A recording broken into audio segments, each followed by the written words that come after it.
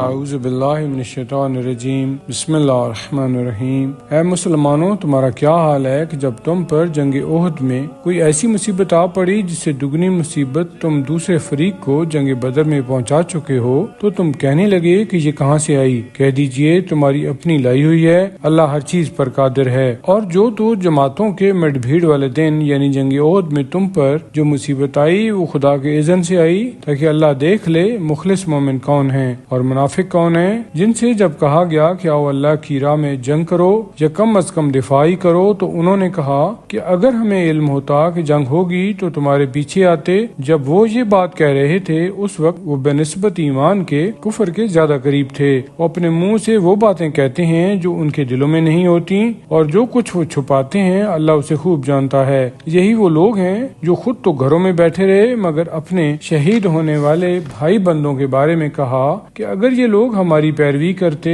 یعنی جہاد کرنے نہ جاتے تو مارے نہ جاتے۔ اے رسول، ان سے کہو کہ اگر تم سچی ہو تو جب تمہاری خود موت آئے تو اسے ٹال کر دکھا دینا، اور جو لوگ اللہ کی راہ میں مارے گئے ہیں انہیں ہرگز مردہ نہ سمجھو بلکہ وہ زندہ ہیں، اپنے پروردگار کے یہاں رزق پا رہے ہیں۔ اللہ نے انہیں اپنے فضل و کرم سے انہیں جو کچھ دیا ہے وہ اس پر خوش و خرم ہیں، اور اپنے ان پسماندگان کے بارے میں بھی جو ہنوز ان کے پاس نہیں پہنچے خوش اور مطمئن ہیں کہ انہیں کوئی خوف نہیں ہے اور نہ کوئی حزن اور ملال ہے۔ وہ اللہ کے فضل اور انعام پر خوش اور شاداں ہیں اور اس بات پر فرحاں ہیں کہ اللہ اہل ایمان کے اجر و ثواب کو ضائع اور برباد نہیں کرتا۔ اور جن لوگوں نے زخم کھانے کے بعد بھی اللہ اور رسول کی آواز پر لبیک کہی، ان میں سے جو نیکوکار اور پرہیزگار ہیں ان کے لیے بڑا اجر و ثواب ہے۔ وہ کہ جن سے لوگوں نے کہا کہ لوگوں نے تمہارے خلاف بڑا لشکر جمع کیا ہے لہذا تم ان سے ڈرو، تو اس بات نے ان کے ایمان میں اور اضافہ کر دیا، اور انہوں نے کہا کہ ہمارے لیے اللہ کافی ہے اور وہ بڑا اچھا کارساز ہے۔ بس یہ لوگ اللہ کی عنایت اور اس کے فضل و کرم سے